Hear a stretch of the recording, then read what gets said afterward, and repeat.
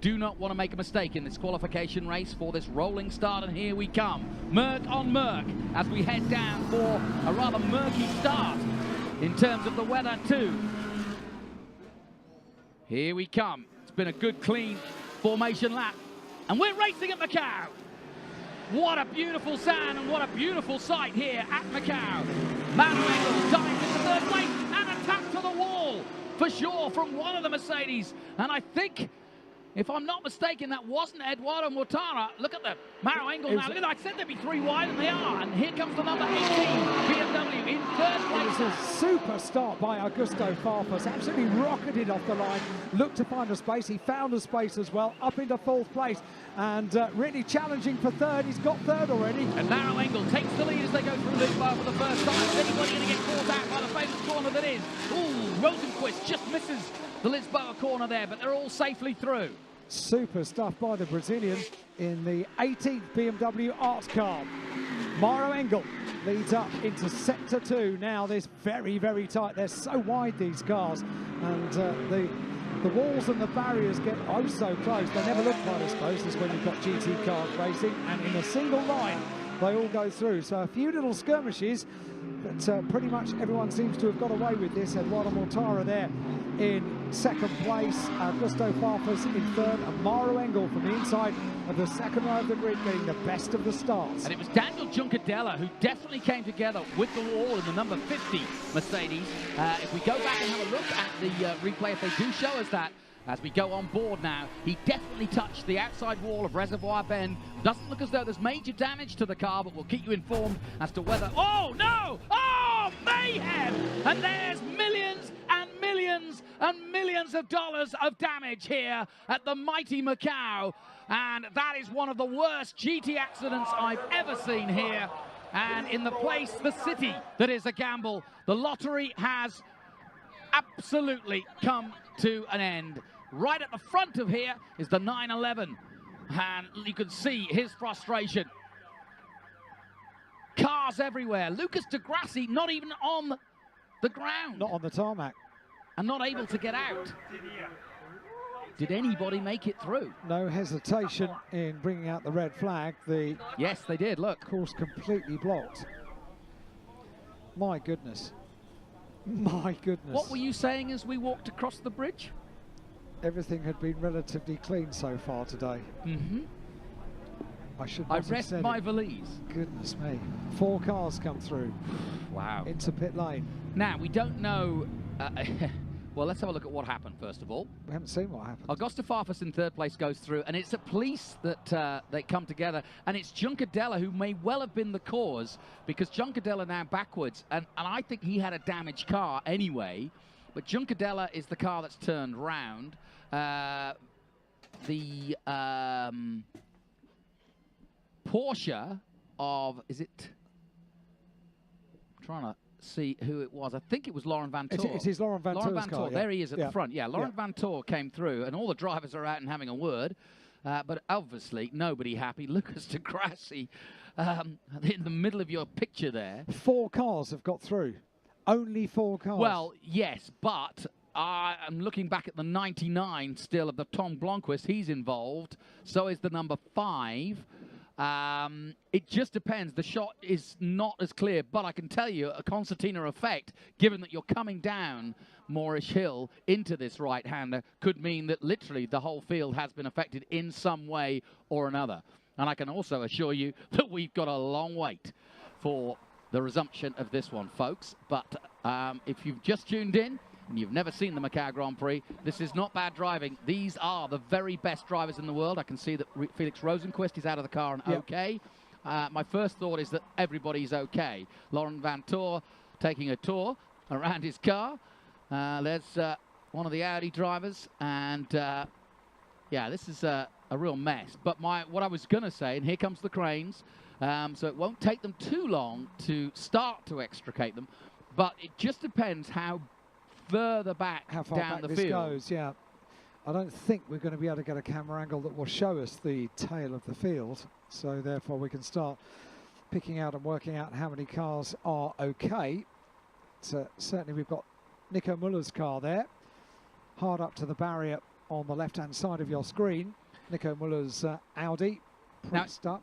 It's a scene I've seen in Formula 3 many times, but never in GTs, not to this extent. No, we did say this the very, very tight section of the circuit, and GT cars get wider and wider, don't they, with every incarnation of a GT car. So the road completely blocked. So I almost can't bear to watch this. I know, it's painful, isn't it? I'm sure the teams and the manufacturers can't bear to. And there's the first Audi out of the way. That's the Honda. That's the Excuse me, that's the NSX Honda. Yeah. Now Marciello is in the pits. And you know what? The other thing that's happening at the moment is it's getting darker and darker, as if rain clouds are looming in. They reckoned on the weather forecast, if we got a shower, a proper shower, it will be about 1 o'clock this afternoon. It's 25 to 1, everybody. Local time. So Rafael Marciello talks to the AMG team. His first outing with this Mercedes crew at Macau in a GT car. And so far he's equipped himself pretty well. But now the tactics are going to go on, because amazingly, besides Juncadella, here's another look. So Farfus goes through and through a third. There's Juncadella, basically, I think, the cause of the accident, unless Laurent Vantor was trying to go through on the inside. Yeah, which is a no-no. And it's only a guess. There's no room. It's only a guess. Look at this. As to what happened leading up to that.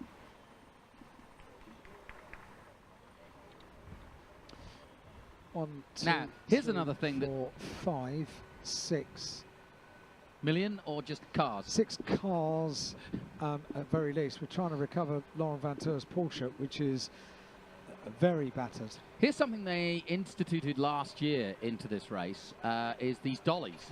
They work really well. They do. They literally just pick the front of the car up, put them on the dolly, and then pull them away. Laurent Vantor, of course, who won this race last year, albeit with a different manufacturer. Oh, here we go, on board. Ooh, scary. And that, of course, is the number 11 of Lucas Di Grassi, who's the one who ended up off the ground. Look, there he is. Number 11. Now, 4 cars, that's all. There's Maro Engel, made it through. Most of the Mercedes. The other, Augusto Farfus. It could be a 4-way race. 3 Mercedes against a BMW. Yeah, what a peculiar situation. I think you're right. I think there are going to be plenty more cars that are unscathed. I mean, looking down to, I would argue that if the other guys were smart enough to get off the brakes or get on the brakes early enough, Rosenquist was definitely involved in the incident because he was out of the car pretty quick. That's 11th place. But we could see the likes of Marco Wittmann, Bertolotti, Dumas, Young, Robin Frins. I say that tentatively. Potentially, this could be absolutely brilliant for Robin. Yes, it could. He needs a recovery. It was a tall mountain to climb from the penultimate row of the grid. But with, obviously he wouldn't want it this way, but with a number of cars not able to take any kind of restart, then a number of places can be made up very, very swiftly. Good news, if there is that, if there is any good news from this, as they take Juncadela's car out of the way. So let's have a look at. Well, I'd like to see how Laurent Vantor approached this corner now. If you go on board with Laurent Vantor down the hill, the next is the right-hander, and you can see Mercedes of Juncadella is in front of him. Okay, he was unsighted, to be fair. I'm not putting any blame on him. Juncadella had already hit police bend by the time that Laurent Vantor came across him. And so no blame apportioned, I'm afraid, if I'm going to put any blame in right now, and I don't want to. Let's not. Let's not. Let's talk about the recovery some more, shall we? Yeah, we shall. But I'm not going to blame the 911. I'll say that, shall I? And absolutely, and very good to have the onboard shot. So we found out what happened leading up to what can only be described as a very upsetting scene, because now forklifts, cranes, flatbed recovery vehicles, it's all hands to the pump now to get the road clear. Imagine if you were a race fan and you'd never been to Macau and you were sort of saying, well, what's all the fuss about? Why do people get so excited about it? And then you witness that, you're like, oh, I get it now. It is interesting. And following such a a clean and untroubled race for the Formula 3 cars. This was mayhem. Yeah, unpredictable, really. I did wonder if we might be. So here we go. Here's a look down the pit lane at those not involved. One is Maro Engel. That's the safety car, in fact, the driver of the FIA safety car for the WTCC. So he's actually not the driver of the car we're looking at, but that car we are looking at right here is Maro Engel's car. And he's okay, and you can see not a drop of problems for him. And got a very good start. And interestingly, people putting hoods on and umbrellas up. We have rain, folks. It's really dark, really, really dark.